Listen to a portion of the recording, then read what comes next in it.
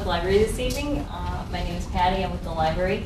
Our guest today is from ISAC, Stephanie Lokensoll. It's a mouthful. Stephanie is very nicely doing this as part of her belonging to ISAC, and we were looking for a program that I thought would get us started thinking about this college process, because it feels to me like it's going to happen very soon, having a sophomore. So I hope that you get a lot of information out of Stephanie's talk, which I know you will. We also have books from the library collection here. There's a lot more that you could order if you wanted through the system. These books are mainly focused on this idea that tonight's program is about, as far as choosing a college, thinking about those kinds of decisions and thinking about how you start the process. So, Stephanie? Hi everyone. Again, my name is Stephanie Lokensoll. I work for the Illinois Student Assistance Commission. That is the state of Illinois' financial aid and college planning agency. Our goal is to make college more affordable and accessible for students in the state of Illinois. We have a goal of having 60% of enrollment for Illinois by the year of 2025. I work specifically with the ISAC Core. It's a group of about 80 recent college graduates that were stationed all throughout the state of Illinois. Every community college has at least 2 to 3 ISAC reps. And basically what we do is provide workshops, presentations, and mentoring hours at high schools and community centers like libraries, churches. So if you're ever looking for additional presentations or help, check your local high school or library and see if something that we're offering is available. So a little bit of an overview of what we're going to talk about today, just some post-secondary options, so options for your students or yourselves for after high school, the different degrees and colleges that there are, different apprenticeship programs, and military is another option. Also how to determine your best fit for a college, and then ultimately how to research colleges and go down that path of kind of what you and your student are looking for. Just so I can get a better idea of what you guys are here for, could each of you kind of tell me why you're here, maybe if you're here for your student, what grade they're in, or if you're here for yourself? I have my grandson. He's junior in high school. Okay, so we have a junior. My son is a sophomore. A sophomore, awesome. I have 2 grandchildren that are sophomores. Okay, so sophomores too. My son's in 7th grade. He'll be going in 8th. Awesome, finding out early, great. Well, it's great that you guys are all here, you know, different age groups. It's great to get information, you know, whether they're in 7th grade, 5th grade, or even senior year. It's good to get information about college. So it's great that you guys are taking the opportunity to be here on such a beautiful night when you could be at home and relaxing. If you guys have any questions throughout the presentation, just raise your hand, and I'd rather you guys answer or get your questions answered when you remember it versus at the end, just so you don't forget. So when we think about college, we kind of want to think about where you would be if you don't go to college or you do, how college can affect your income. So this is just a little example of monthly expenses that there are for one adult versus a 4-family, 2 adults and 2 children. This is a nice visual that a lot of our high school students like to see. I don't think they realize how much money you really need to live comfortably. I know I didn't, especially when I was in high school. So it's kind of crazy that, you know, to live comfortably just by yourself, you need to make around $20,000. Anything under that, you're going to be struggling. You might have to live with your parents or a roommate, or, you know, cut corners. And then looking to the future, I know your students aren't thinking about having a family one day, but it's just kind of crazy, you know, how much kids cost. All of you know that, and all of the different things that add up pretty quickly. And this is just another way to, you know, put things into perspective with cost of how much it can really affect what you're able to do in life. If you having that college education, you'll be able to make more money and do more things in life that you'd like to. This is just a chart of average earnings by degree. If you look in the middle of the chart, it goes from less than a high school diploma all the way to a doctoral degree. On the green side, it goes, it talks about the weekly earnings from 2014. So you can see with a bachelor's degree, you're making about $1,100 a week versus a high school diploma, you're making about $660 a week. So, you know, going to school for an extra 4 years, you're making about an extra $400, $500 in a week. If we look on the other side of the chart, that's the unemployment rate for 2014. And we can see that those with a high school diploma are more likely to be unemployed than those with a bachelor's degree, and so on. This is a nice chart, I think, for anyone to see. Just, you know, the more education you have, the more money you make, and the more employable you are. These are different types of degrees that students, or really anyone, can earn. A certificate takes about 10 to 16 months, and an associate's degree takes about 2 years. Those are offered at the community college level. Bachelor's degrees take about 4 years, and then master's, professional, and doctorate are going to be anything after your bachelor's degree. These are the different types of colleges that your students might be looking at. Public universities, those are going to be where you can get your bachelor's, master's, professional, or doctorate degree. Northern Illinois is an example. Private universities and colleges, again, earning your bachelor's, master's, professional, and doctorate. Bradley University is an example of a private college. Community colleges are going to be where you go to get your certificate and associates. So anything 2 years and under. JJC is an example. College of DuPage would be another community college. And then trade and vocational schools are just going to offer certificate programs. UTI is one, IIT is another. When looking at public universities, those are going to be funded by the government. So anything, one way to kind of tell what a public university is, if it has Illinois or state in the title, Northern Illinois University, Illinois State University, that's going to be a big indicator if it's a public university. And then private universities, an indicator would be if it doesn't have state in the title. Bradley University, Augustana College, North Central College. It might have kind of a directional word like North Central College. It's in the north, but it's not Illinois specific, or it's not having state in the title. These are the 2014-15 average Illinois tuition and fees. So public universities around $12,000, private universities and colleges around $27,500, and then community colleges around $3,700. That's a big gap between the different types of colleges and what, you know, is available out there. We can see that community college is going to be the cheapest option. One thing that a lot of people think with public versus private, we can obviously see that the tuition and fees is less at the public institutions, but private colleges and universities have a lot more money and funding to give out to your students. It was cheaper for me to go to Augustana College than it was to go to ISU. And their prices that they kind of led to believe Augustana is about $20,000 more than ISU. So you would think that it'd be a cheaper option. But after scholarships and grants and funding, it ended up being a lot cheaper. When your students are deciding on a major, there's a lot of different things to take into consideration. First, their interests are going to be the most important. You're not going to want to be sitting in a job that you'll have for, you know, a long amount of time that you don't enjoy.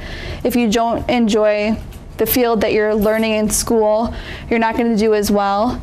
Your student would probably not want to go to class as much if they didn't like the subject, and then they're ultimately not going to enjoy their career. When that happens, if they don't enjoy what they're studying or what they end up going into, a lot of students end up going back to college to learn a different field, end up, you know, spending more money to do that. So thinking about their interests is definitely number one. debt they will assume by going into that field is going to be important. Your student might really want to be a doctor, but they need to think about, 8 years of college and what those loans are going to look like. Average salary, again, that's going to be for an average salary in the field that they'd be going into. That most likely wouldn't be the salary of an entry-level position. That would probably be 2 or 3 years into the job they have. So a lot of people think accountants make $50,000 to $70,000 out of college. And there's a lot of things that go into that, if they have their CPA training or not, or how many years they have to work in the profession to get up to that average salary. And then job prospects, how many jobs are available in that field of study. There's always going to be a need for nurses and teachers, but maybe, so that would be a good field to go into, but things flow. There's high demand in one thing, and then 5 years later that becomes taken over by technology. So it's important to kind of research everything and make sure that the school you're going to offers what your student is looking for. So with certificate programs, those can be achieved at the community college level. Some examples of certificate programs are being a certified nursing assistant, medical billing and coding, welding. A lot of people think that you need to go to school for a long amount of time to be in the medical profession, and you can actually be a nurse at any level of education, whether it's associate's, bachelor's, or master's degree. But again, with that chart that we saw earlier, the more schooling you have, the more money you'll be able to make, as well as the more you'll be able to do in that field. A nurse that just has her associate's degree won't be able to do as much at a hospital than a nurse with her bachelor's or master's degree. Associate's degrees at the community college level, a lot of them are called Associates in Applied Science programs. So an example of that could be a sonographer, dental hygienist, an industrial maintenance technician. If your student is interested in maybe the dental field, but doesn't want to assume the debt of a dentist, going to school for so long, dental hygienists actually make a lot of money for only having gone to school for 2 years. I believe in 2015, the average salary for a dental hygienist was $70,000. So that's, a lot for a student coming out of school for only 2 years. And if they do go to a school like COD, a lot of the time those schools can be covered in tuition costs because of how much aid there is out there and how much scholarship opportunities there are. Vocational, trade, technical, and career colleges are going to be teaching your students a specific field they want to go into right away. They're not going to be taking any general courses. They're going to go right into that field. With trade-specific schools, a lot of the time students will go into apprenticeships. Those are provided by employers or local unions. They teach skills for that specific trade. It usually combines one-on-one job training and classroom instruction. The apprentice, which would be your student, they would only be paying for tools and supplies, not tuition and fees. It's just kind of how the apprenticeships work. And then the apprentice will agree to work a certain amount of time after completing their apprenticeship. And a lot of the time, that union or employer will end up hiring the student on after they complete it anyway. So it's a nice kind of guarantee for a job right out of the apprenticeship. These are some popular apprenticeship programs: electricians, plumbers, steelworker, pipe fitter, boiler maker, masons, and carpenters. These are really nice options for students that want to do hands-on work and maybe they struggled in the classroom, math wasn't their thing, science, and these would be a nice option for them if they want to get working right away but don't want to, work at McDonald's or Jewel. They actually want to get into the field and they want to pursue some type of post-secondary option. These are some examples of associate degree programs: childcare worker, dental hygienist, mechanic, paralegal, physical therapist, and again, nurse. With these different associate degrees, a lot of students will go get their associate's degree at a community college for 2 years, and then sometimes transfer either right away or within a few years to a 4-year school to complete their bachelor's degree. And these are some examples of bachelor's degrees. Again, we're seeing nurse on there, so if your student's interested in being a nurse, they could even become a certified nurse and get their certificate and continue going to nursing school while they're actually working as a certified nurse. You could also be an accountant, computer programmer, high school coach/teacher, journalist, or a pilot. With bachelor's degrees, make sure that your students, if they know what field they want to go into, have them look up the top 10 schools for, aviation. There are some really great schools out there for certain programs. Programs like business, those are going to be offered really at any college, but finding out the best business schools will give them kind of a better, more opportunities for after college for getting into the career that they want to. These are some post-bachelor's options. So for a master's degree, there's social work. A lot of people get professional and doctorate degrees mixed up. They think that if you have your doctorate degree, you're a doctor, but it's actually your professional degree. If you are a medical doctor or a lawyer, a doctorate is for someone that's doing research or is a professor at a college.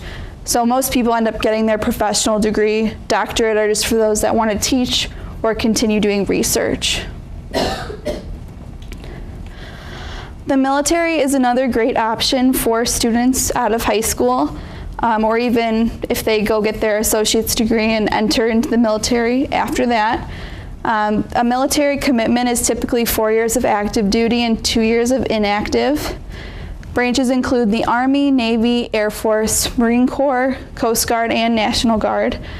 Some students enter into the military for long-term career goals, while others just do it for the training and educational benefits. I have a friend that went into the Marines. He was stationed in Louisiana for 4 years, and he had gotten his associate's degree before then, and he's finishing up his last leg of his tour in Spain, and he wants to be an architect, and he was fortunate enough to be able to work on the base doing construction and architect in the base in Spain.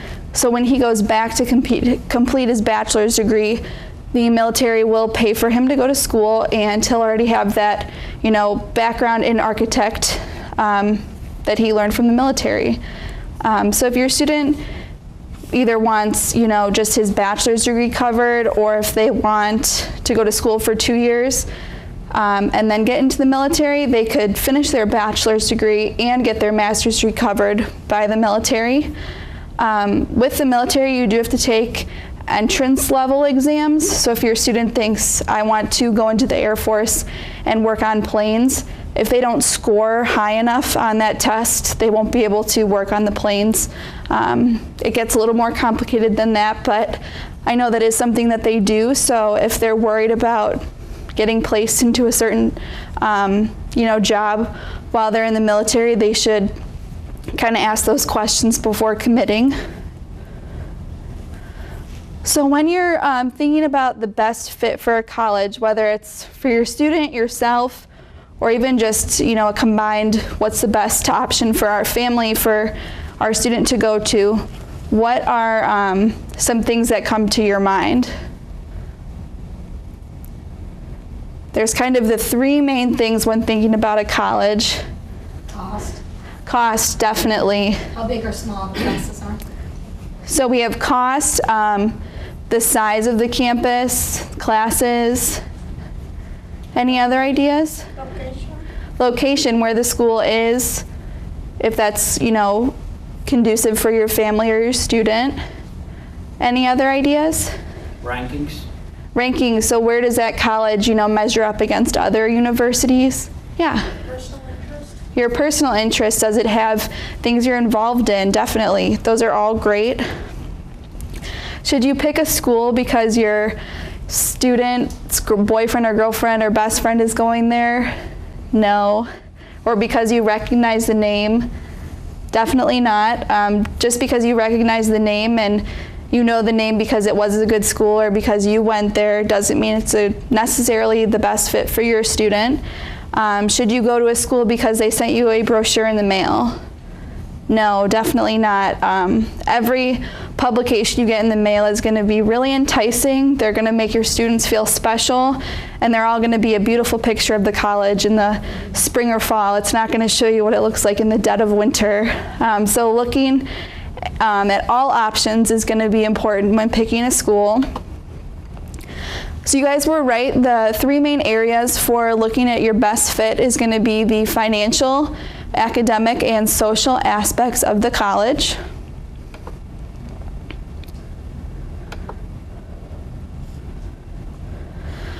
For academics, you want to look at the available majors, making sure that either the major that they definitely want to go into, or if they're undecided but have a few things in mind, make sure they're all there. I've seen a lot of people have to transfer because they went in as education and switched to pre-med and they didn't have pre-med. So making sure that they have a wide variety, but definitely your interests are there.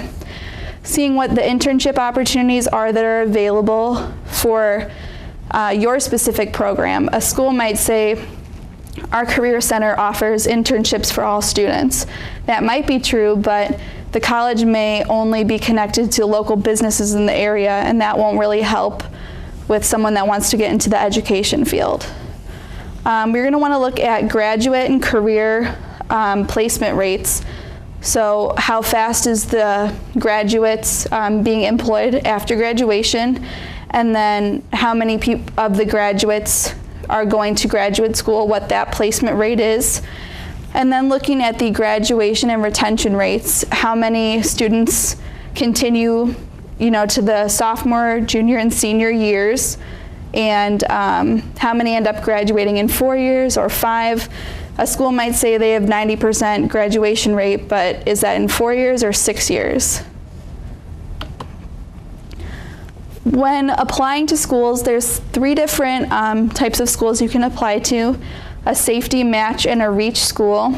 A safety school would mean that your student's academic record is stronger than most of the students that attend the college. A match school would mean that your student is right up there academically as the majority of the students at the school. And then a reach school would be maybe the students at that school are a little bit, have a higher academic record than your student does entering into college. They say to apply to at least 2 of each of the schools, so a total of 6 colleges to apply to.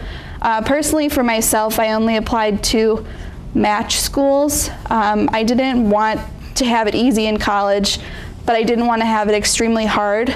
I did want to be challenged, so I made sure that the college I was going to was well known for the programs I wanted. I made sure that they were connected, that they were challenging, but that I fit in with the average student that went there. What I suggest to my students is applying to at least 2 public, private, and community colleges. That's going to be able to show you the different financial aid award letters that your students are going to be offered. You'll be able to see the different tuitions and fees and how the school helps you bridge that gap between what it costs and how much you can afford for your student to go there. This is a website on our part of the ISAC website. It's the College Match Tool. It allows for students to go on this website and kind of look up the schools that they're interested in and then compare 3 schools across the board.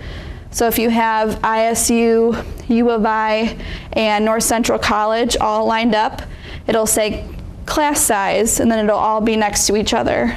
This is really nice because you're not having to take notes, really. You're not having to go back and forth between 5 different browsers on your computer.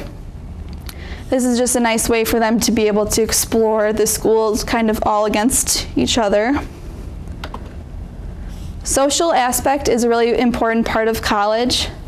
When the students are in high school, if they're in sports or clubs, everything is kind of there for them.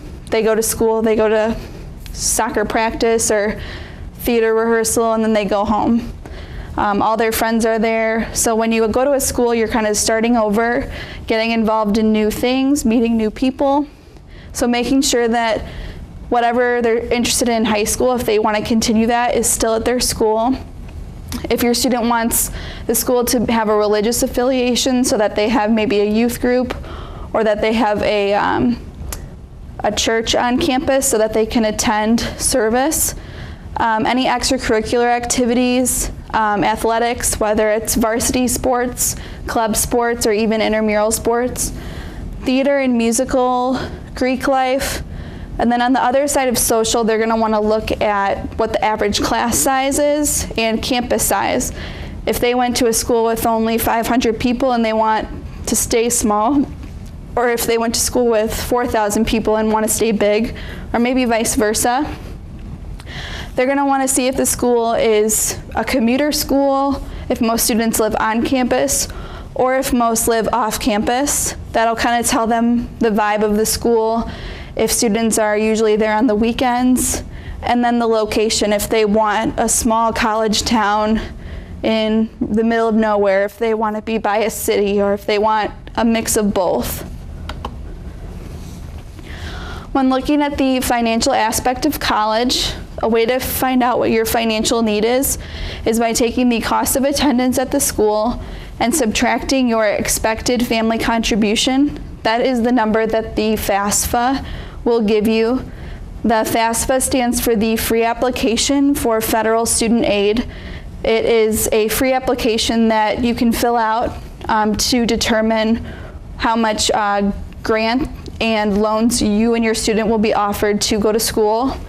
And that's all determined by who applies that year and where your family is financially.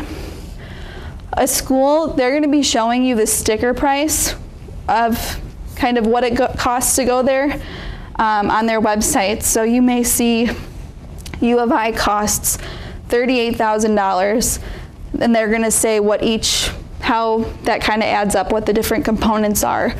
That's going to be the sticker price, the price that almost no one pays to go there. The net price is going to be the price that it costs to go there after grants and scholarships are taken into consideration, as well as loans.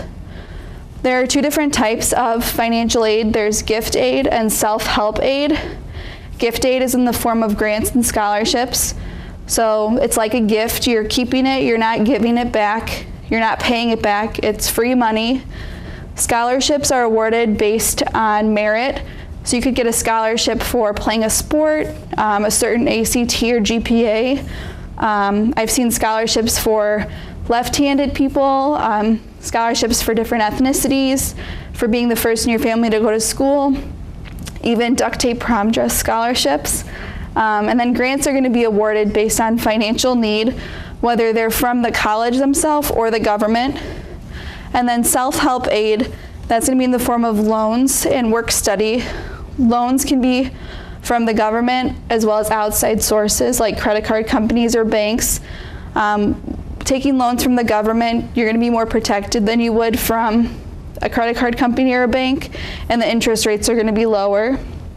Work study is another form of self-help aid, and that's just giving your student the opportunity to work on campus. It's usually 10 to 15 hours a week, depending on the size of the school and how many work study employees they have. But it's nice because they take into consideration your student's class schedule and what they have going on. Whereas if they have an off-campus job, they may be, asked to stay later one night or pick up shifts, and that's not always easy when you're going to school. These are the 3 maximum award amounts that your students may qualify for if they fill out the FAFSA. There is the State of Illinois Monetary Award Program, or the MAP grant.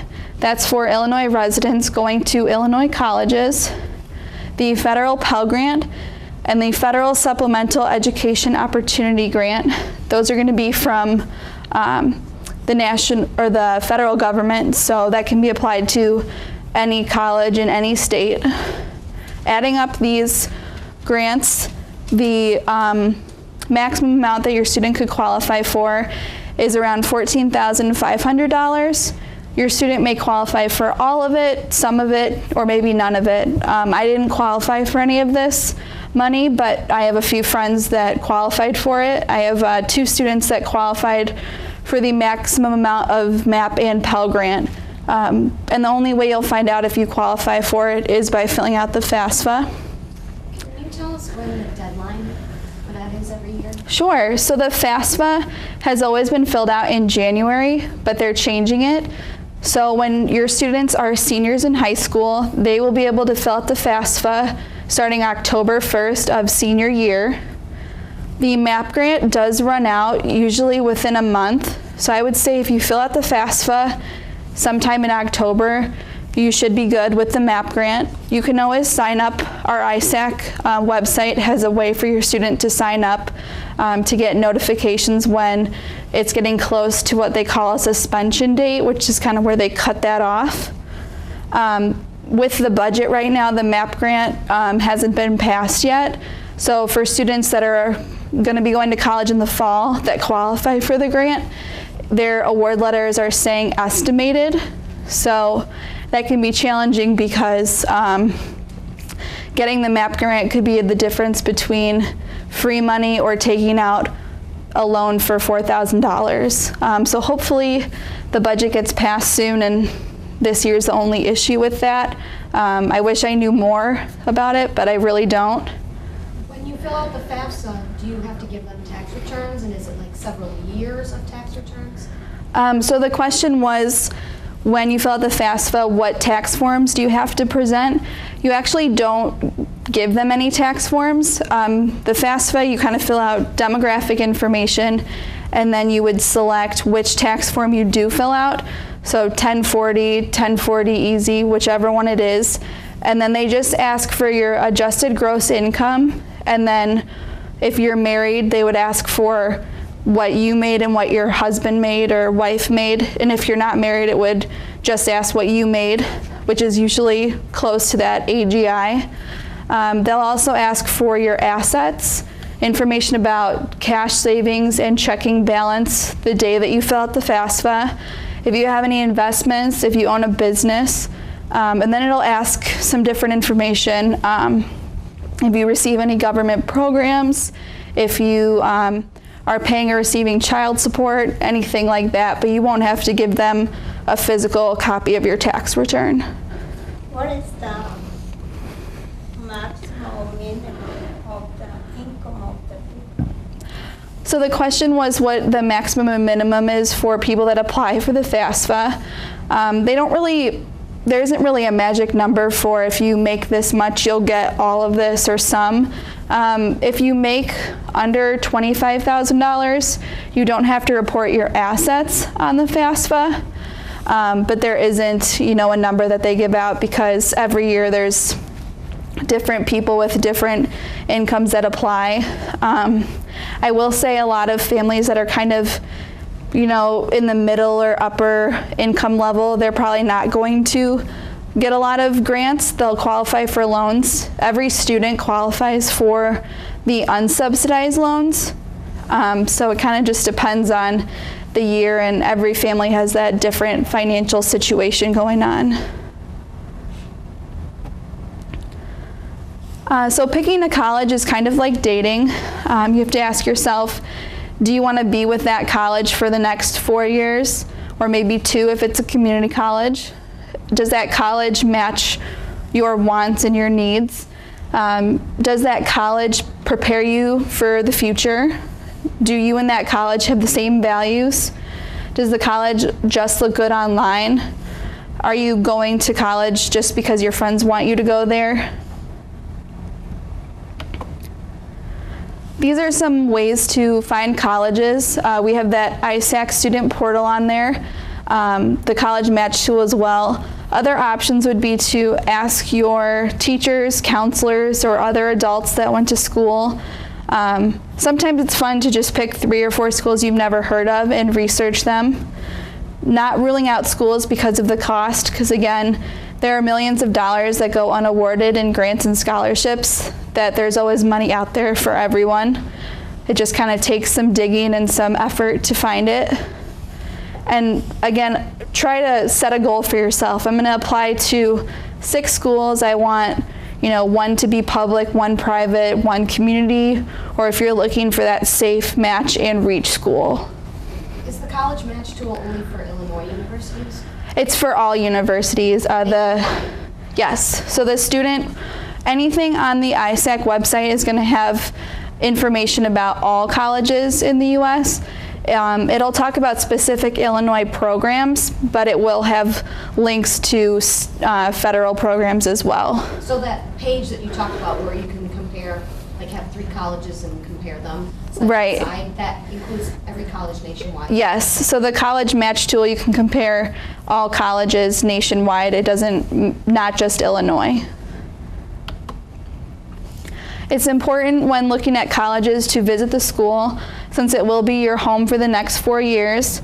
Again, every school looks good on a brochure or on the website, and it's good to go to the school to get a sense of that on-campus experience. When you visit a college, it's good to be proactive, so asking intelligent and prepared questions, kind of thinking about what you have to say or what questions you have about the school before you go there. It's nice to schedule a one-on-one appointment with an admissions rep. That could sometimes be the difference between you getting in and you not getting into a school. Talk to the students that attend. Maybe consider doing an overnight visit. Those are always fun because you can see what the dorms are like, and even go to the cafeteria, which I've never been to a good cafeteria at a college. I don't think they exist. And then attending a class, especially if you know what major you want to go into, it's great to get a feel of, can I handle a lecture hall? Do I like smaller classes and more, intimate setting? It's important to also establish your support network while you're making that decision, so involving your friends and families in your process, just so when you do have questions or you do have those tough decisions, everyone kind of knows where you're at with that process. I know for my brother, he was back and forth between 2 schools until the end of April, and May 5th is that kind of college decision day. So it's always nice when you have your family to kind of say, oh, well, this school, you liked this about it, and this school, you liked that, but you didn't like this. It's nice when your family kind of knows what you liked, because sometimes it gets all confusing and stressful when you're just by yourself. I'm going to show you guys some free online sources.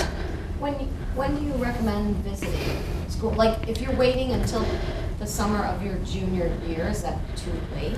No. So the question was, when is it good to visit colleges? Earlier is always better, but you don't want to go too early because you don't want your student to forget. I only visited schools the summer before senior year.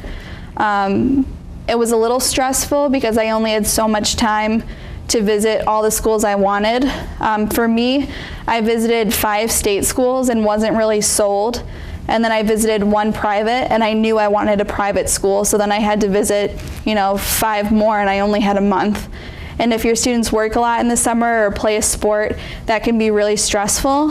A lot of schools, high schools, will let your students take a few days off of school to visit a college if that's easier. A lot of colleges also have visit days on Memorial Day or Labor Day. Those visit days are nice because everything is condensed and there's a lot of people there. And it's nice to kind of plan with other parents, like let's drive 5 hours to Southern Illinois for the weekend or the day. Having your students look up schools too is good because let's say they go to ISU one weekend and then the next they say, I want to visit Illinois Wesleyan. Well, you were there the weekend before since they're right next to each other. So it's nice when you can kind of kill 2 birds with 1 stone and visit a bunch of different schools at the same time. This link at the bottom is for a college scorecard, and it just kind of, you search the colleges by different programs or majors.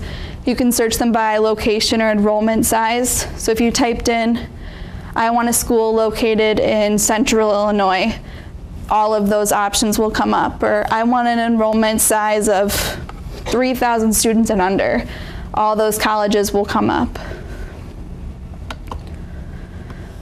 This is again just the ISAC student portal website. It has college and scholarship search opportunities, money management, financial aid, and career and job searching. Another really good website that isn't in this presentation, it's really good for scholarships and searching for colleges. It's called collegegreenlight.com. It's my favorite website for anything and everything, really. Collegegreenlight.com. Yes. So this website, you go on there, you make a profile based on the information you put in your profile, so your interests, your grades, things you were involved in high school. It matches you to scholarships that are best suited for you. It also matches you to colleges that you kind of say what you're looking for. When you put those colleges in your profile, it alerts the colleges that you're interested in them so they can get your information. It's just a nice kind of place to have everything. The scholarships are nice because it says how many people apply to the scholarship, how much money is given, and it really tells you how likely it is you'll get the scholarship or not. So if it's worth your students' time filling it out or not. So just a little review. We talked about the different types of colleges and degrees, making sure that you know what your interests and goals are and if those match with the schools that you're looking at. Determining the best fit of a college by looking at academic, social, and financial factors. Establishing your support system and even maintaining that when you go away to school. And asking questions is always going to be kind of the best way to find where you're meant to be after high school. With the ISAC portal, there's also the ISAC website, so that will lead you to parent resources as well. And then the studentaid.gov will have questions about financial aid, the FAFSA, government programs that are available. This is my contact information. Feel free to call or email me if you ever have any questions about, when you're filling out the FAFSA, or if you want to find out about programs in your area. Email is definitely the best way to reach me. If you aren't able to get a hold of me, or for some reason I'm not working for ISAC next year, or when your student is a senior, you can go on the ISAC website and search for your core member. That's what I am. You just simply type in your zip code and a picture and contact information will pop up for the people working in your area and how to get a hold of them. Does anyone have any more questions about kind of what we talked about or anything? Yeah. There was one tool you put up that was the whitehouse.gov site. Could we get that back so we could just have a couple more keywords so we can find that one? Let's see, if we go to whitehouse.gov and maybe we add the word college scorecard, we can find this? Let's see. I've never been on. Yeah, it's on the bottom. That's it. Yeah. Thank you. That's the information I Okay. needed. Yeah, that's what You had a Do you question? have any kind of a handout? Yeah, With these references? No, we don't have any handouts. When we give our financial aid presentations, we have brochures on financial aid, and all that would have is the isac.gov website. If you go on isac.gov, all of these websites are on there, and I can go back to any slides if you'd like. Can you go to the one that had the 2 ISACs and then there was another one underneath it? There was a few more after that. This one. Studentaid.gov. So that's something. That has a lot of information about government programs, federal and state, and information about the FAFSA. Okay. The FAFSA website is just FAFSA.gov. Making sure that you're going to the .gov website is important because the .com website will charge you for the FAFSA. Any other questions? Now, when do we, now we can browse through these sites. When do we apply or when do we do something with this? The question was when to kind of start everything. So I would, recommend if you're thinking about visiting colleges, maybe January of junior year until, end of August of senior year. You can really visit colleges as early as you want. But again, you might forget if you go sophomore year versus right before senior year starts. You can go to them whenever you want. It's always nice to grab that information.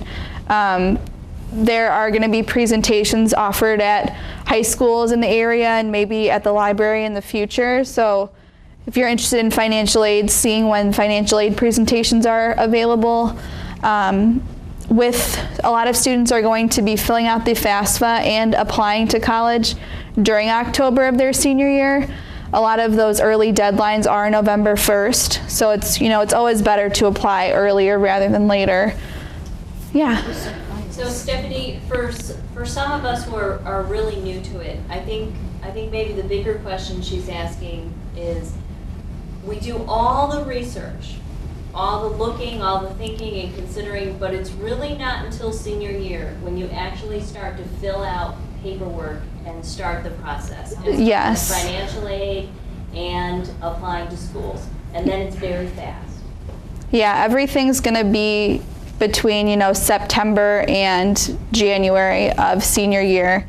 Applying for college, filling out the FAFSA, even scholarships. A lot of students wait till the spring, which means those scholarships that are offered in the fall don't get awarded. So I would recommend, senior year, 1 or 2 weeks in, searching for scholarships and kind of establishing a goal of 1 scholarship a day or 3 a week. And, making sure that you keep track of those deadlines for college applications. There's a difference between, applying early and deciding early. So when you decide early, you're kind of locked into that decision. If the school accepts you, you have to go there. But with applying early, you're just applying to the school earlier and getting a decision earlier. You're not required to go there. But you're taking the ACT and SAT in the junior year. Right. Mm-hmm. Okay. Yeah, and I have a lot of students that end up retaking it. A lot of the time it's in May or April or March of junior year for the ACT. I took it 3 times and got the same score every time, but I've seen students take it, 3 times and go up 3 points every time. So should you take it the first time like in the fall of your junior year? So if you want to go through a class and take it again, you could do that in the spring? That's not a bad idea. I'm not sure if there's like a deadline for ACT or if there's, how early you can take it. I'm not sure. My son just did the one here at the library, and he said there was a lot of physics in the science, and he's a sophomore, and they don't have physics until the junior year. So he's going to just be starting physics in the fall. Right. I took it with my college or with my high school first, and then I took 1 in the summer, and I took 1 fall of senior year. I think it's not unusual for the high school, to schedule an AP or an SAT test, and that's something to consider. There's a change going on in our area about which one is being offered through the local public high schools. It's not unusual that that's the first formal test that the student takes, and then based on how you do on that, you make the decision, are you going to take the test again to try to improve your score? And there are some tutoring and classes and things available knowing that you want to take that test again. So the time frame of taking the tutoring class or the practice is kind of built in with the deadline of the next time the test is going to be offered. So I think this is a good point. Junior year, it's a very big focus on grades, because you need the grades established by junior year are a lot of what are going into the application, right? Because if you're applying in September of senior year, it's your grades to that point that make up your GPA. So you should try to be having a strong, and forgive me, Stephanie, you can interrupt if I'm wrong, a strong junior year with grades and a focus on these tests, doing the best that you can. Yeah, definitely. And it's Junior year. junior year. It's really important to, And then in the summer, there's probably classes, and they probably give it again if you wanted to take it again. it's usually only offered at the high school once. That's Can't you take it, you can take it wherever you want. right. That would be on the students to pay for that additional test and sign Oh, up. it's offered for free at your own high school. If you Yeah, want to take it again, you pay to take it at another high school. right. And it'll How much is probably, it, like $100 or something? I don't remember. I'm not sure. I'm not sure. It was a long time ago for me. I know that they're switching to the SAT. They're kind of transitioning. It's always been the ACT for Illinois, but they are talking about switching to the SAT. There is a really great website if your students are struggling in a specific subject in high school or want to prep for ACT or SAT. It's called Khan Academy, KHAN Academy. And that has really great prep on there. And with the SAT, they can take an entry level, kind of see where they're at for each subject, and it'll say you're this far into math, and then you can start there and work your way up. I wish it would have been out for when I was in high school. I did a private testing or test prep for ACT, and I don't know really how that compares to the test services offered by the high school or just kind of working through, a book by yourself. Wait, you said the test services offered by the high school, what do you mean? A lot of high schools offer ACT prep for it. As a class? It would be either after school or on the weekends that you would have to pay for to have your student. Same as you would pay to some Kunan or some of these other Right. places. Okay. And you did that before you took it the first time? Yes. Oh, okay. And So you don't know what you would have gotten if you just did on your own without paying for a prep? they usually have your students take the practice ACTs sophomore year, I believe. You can always take a practice one. But do you think that's really accurate, the practice one?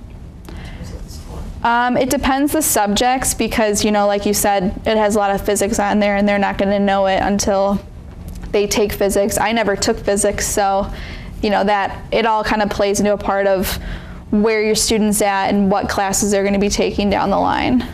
I think it's a good idea to kind of see where you're at.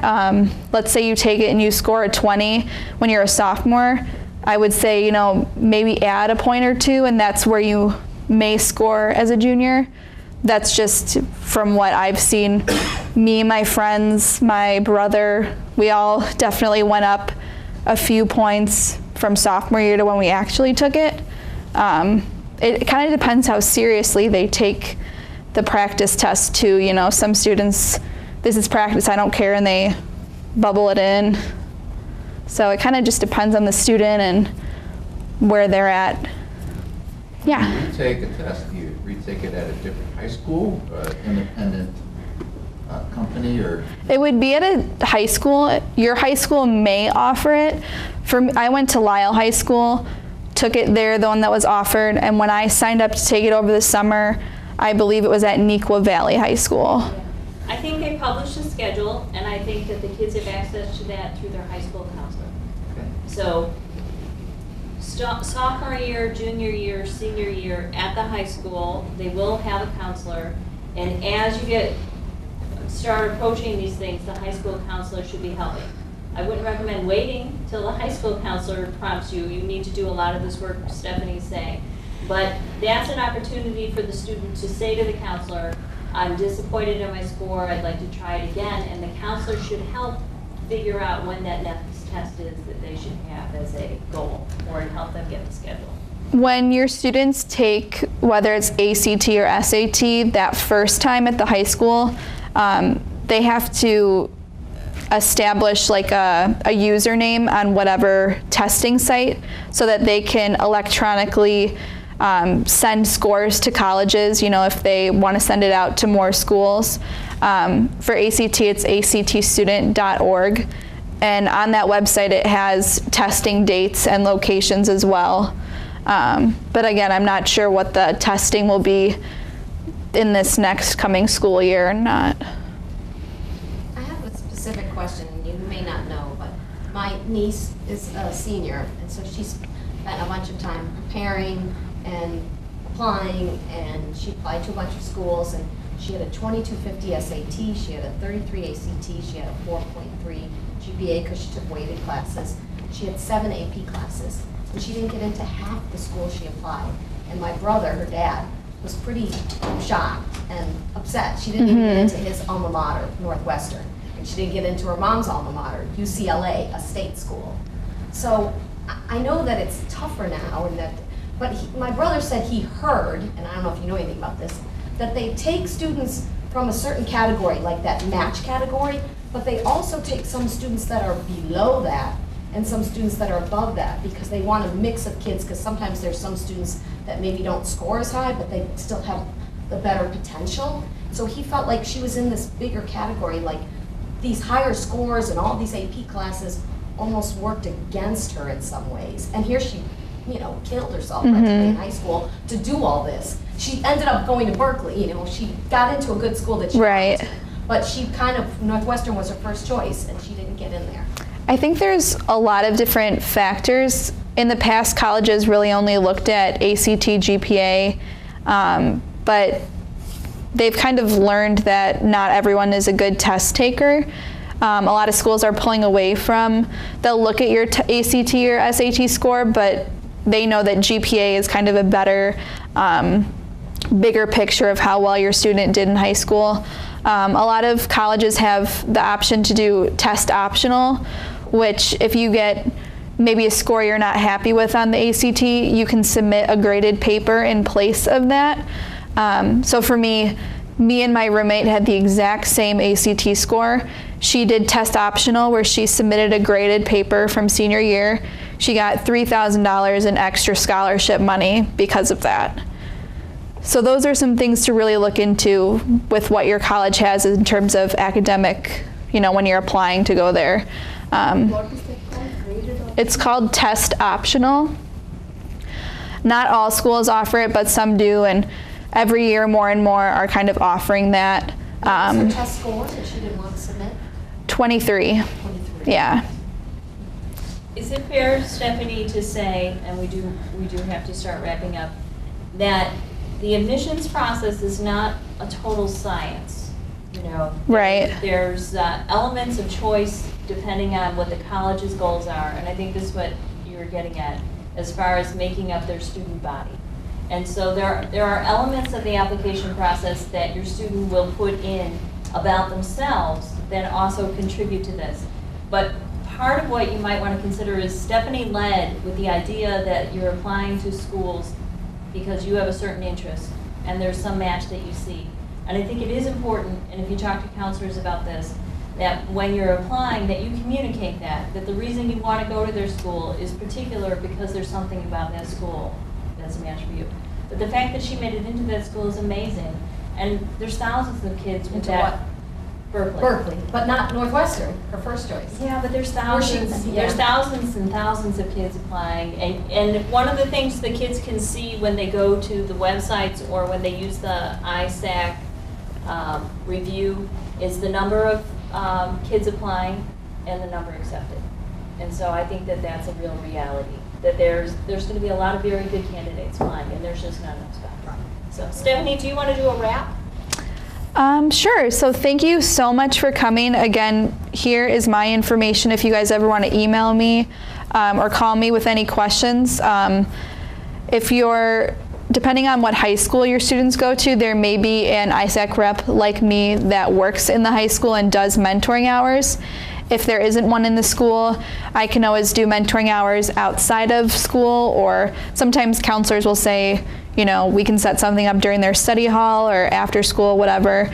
So if you ever have any questions, explore the ISAC website, shoot me an email, and I can answer your questions or direct you in the right kind of way that you're looking for. So thank you so much for coming. I hope this was helpful for all of you, and I hope you guys enjoy the rest of your evening.